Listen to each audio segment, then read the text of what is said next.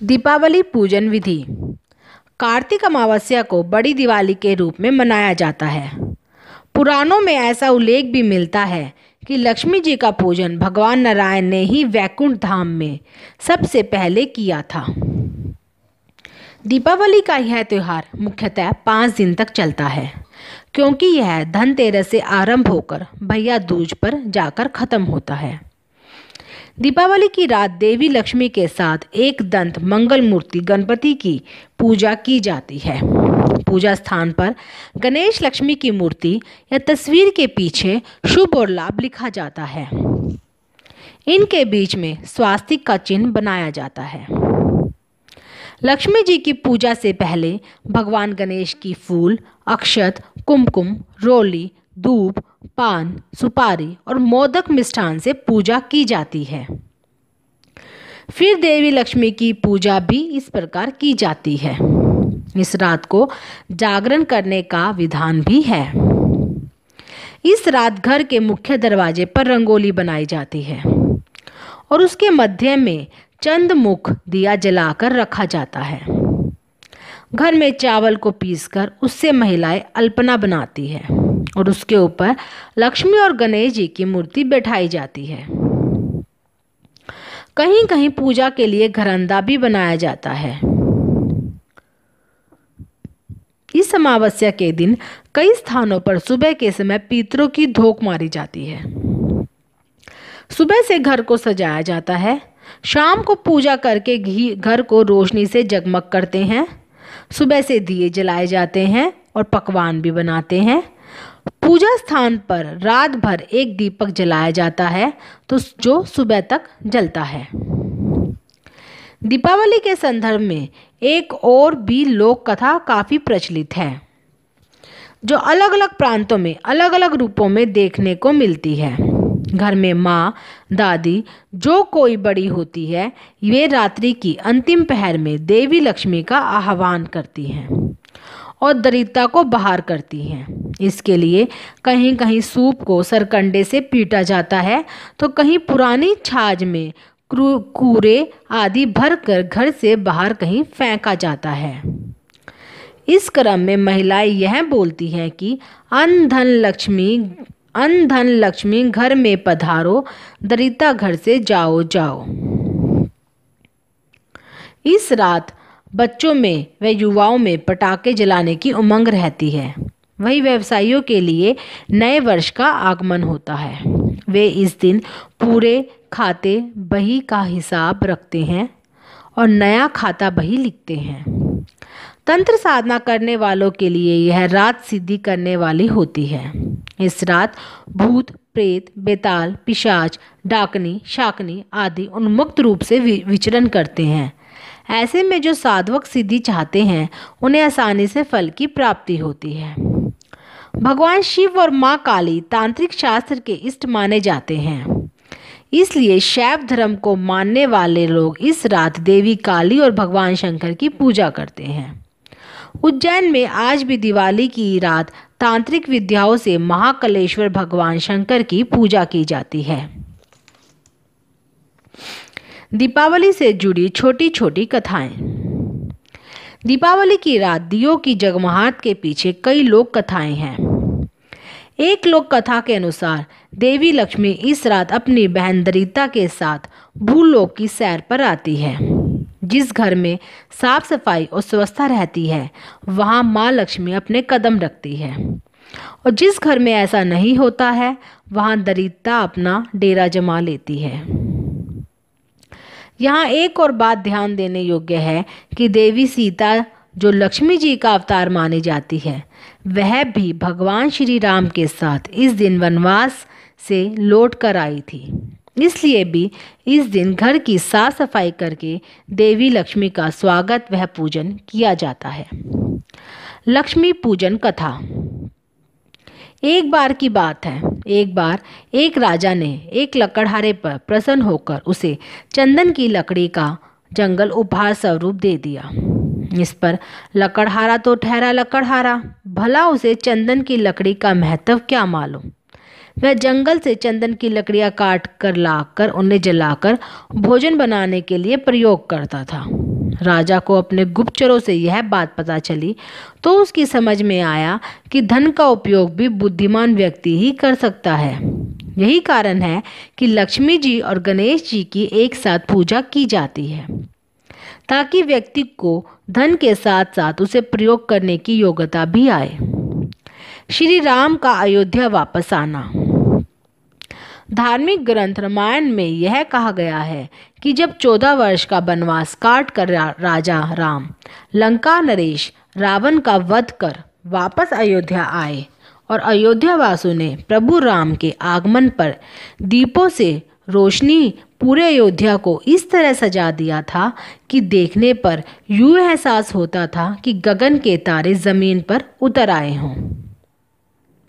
आज भी उसी शुभ दिन को याद करते हुए दीपावली का त्यौहार रंगोली बनाकर और दीप जलाकर परंपरागत और हर्षोल्लास से मनाते हैं। राजा और साधु की कथा। एक अन्य कथा के अनुसार एक बार के साधु के मन में राजसिक सुख भोगने का विचार आया। इसके लिए उसने लक्ष्मी जी को प्रसन्न करने के लिए तपस्या करनी आरंभ कर दी। तपस्या पूरी होने पर लक्ष्मी जी ने प्रसन्न होकर उसे मनवांछित वर दे दिया। वरदान प्राप्त करने के बाद वह साधु राजा के दरबार में पहुंचा और सिंहासन पर चढ़कर राजा का मुकुट नीचे गिर गया। राजा ने देखा कि मुकुट के अंदर से एक विषैला सांप निकलकर भागा। यह देखकर राजा बहुत प्रसन्न हुआ, क्योंकि साधु ने सर्प से राजा की रक्षा की थी। इसी प्रकार एक बार साधु ने सभी दरबारियों को फौरन राजमहल से बाहर जाने को कहा। सभी के बाहर जाते ही राजमहल गिरकर खंडर में बदल गया। राजा ने फिर उसकी प्रशंसा की। उसकी प्रशंसा सुनकर साधु के मन में अहंकार आने लगा। साधु को अपनी गलती का पता चला। उसने गणपति को प्रसन्न किया। गणपति के प्रसन्न होने पर राजा की नाराजगी दूर हो और साधु को उसका स्थान वापस दे दिया गया।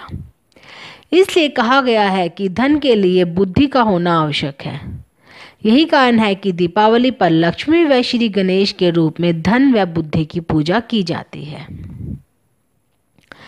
इंद्र और बलि कथा। एक बार देवताओं के राजा इंद्र से डरकर राक्षस राज बलि कहीं जाकर छुप गए। देवराज इंद्र दैत्य राज को ढूंढते ढूंढते एक खाली घर में पहुंचे। वहां बलि गधे के रूप में छुपे हुए थे। दोनों की आपस में बातचीत होने लगी। उन दोनों की बातचीत अभी चल रही थी कि उसी समय दैत्यराज बलि के शरीर से एक स्त्री बाहर निकली। देवराज इंद्र के पूछने पर स्त्री ने कहा कि मैं देवी लक्ष्मी हूँ और दैत्यों को छोड़कर मेरी ओर अग्रसर क्यों हो रही हो। मैं स्वभाववश एक स्थान पर टिककर नहीं रहती हूँ, इसलिए मैं उसी स्थान पर स्थिर होकर रहती हूँ जहाँ सत्य, दान, व्रत, तप, पराक्रम तथा धर्म रहते हैं। जो व्यक्ति सदा सत्यवादी होता है, जितेंद्रिय होता है, ब्राह्मणों का हितैषी होता है, धर्म की मर्यादा का पालन करता है, उपवास व तप करता है, प्रतिदिन सूर्योदय से पहले जागता है और समय से सोता है, दीन दुखियों, अनाथों, वृद्ध, रोगी और शक्तिहीनों को सताते नहीं, अपने गुरुओं की आज्ञा का पालन करता है, मित्रों से प्रेम व्यवहार करता है, आलस्य, निंद्रा, अप्रसन्नता, असंतोष, कामुकता और विवेकहीनता आदि बुरे गुण जिसमें नहीं होते, उसी के यहाँ मैं निवास करती हूँ। इस प्रकार यह स्पष्ट है कि लक्ष्मी जी की केवल वही स्थायी रूप से निवास करती हैं जहाँ उपरोक्त गुण युक्त व्यक्ति निवास करते हैं। महालक्ष्मी की पौराणिक कथा। एक बार सनंत कुमार ने ऋषि मुनियों से कहा, महानुभाव, कार्तिक की अमावस्या को प्रातःकाल स्नान करके भक्ति पूर्वक पितर तथा देव पूजन करना चाहिए। उस दिन रोगी तथा बालक के अतिरिक्त किसी अन्य व्यक्ति को भोजन नहीं करना चाहिए। सायंकाल विधि पूर्वक लक्ष्मी का मंडप बनाकर उसे फूल, पत्ते, तोरण, ध्वजा और पताका आदि से सुसज्जित करना चाहिए। अन्य देवी देवताओं सहित लक्ष्मी का षोडोपचार पूजन करना चाहिए। पूजन उपरांत परिक्रमा करनी चाहिए। मुनीश्वरों ने पूछा, लक्ष्मी पूजन के साथ अन्य देवी देवताओं के पूजन का क्या कारण है? सनंत कुमार जी बोले, लक्ष्मी जी समस्त देवी देवताओं के साथ राजा बलि के यहाँ बंधक थी। तब आज ही के दिन भगवान विष्णु ने उन सबको कैद से छुड़ाया था। बंधन मुक्त होते ही सब देवता लक्ष्मी जी के साथ जाकर क्षीर सागर में सो गए। इसलिए अब हमें अपने अपने घरों में उनके शयन का एक ऐसा प्रबंध करना चाहिए कि वे क्षीर सागर की ओर न जाकर स्वच्छ स्थान और कोमल शैया पाकर यहीं विश्राम करें। जो लोग लक्ष्मी जी के स्वागत की तैयारियां उत्साहपूर्वक करते हैं, उन्हें छोड़कर वे कहीं भी नहीं जाती। रात्रि के समय लक्ष्मी जी का आह्वान करें और विधि पूर्वक पूजन कर उन्हें विविध प्रकार के मिष्ठान का नैवेद्य अर्पण करना चाहिए।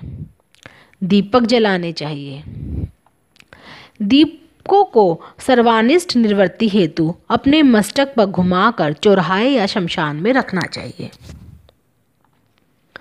राजा का कर्तव्य है कि नगर में ढिंडोरा पिटवाकर दूसरे दिन बालकों को अनेक प्रकार के खेल खेलने की आज्ञा दे। बालक क्या क्या खेल सकते हैं, इसका भी पता करना चाहिए।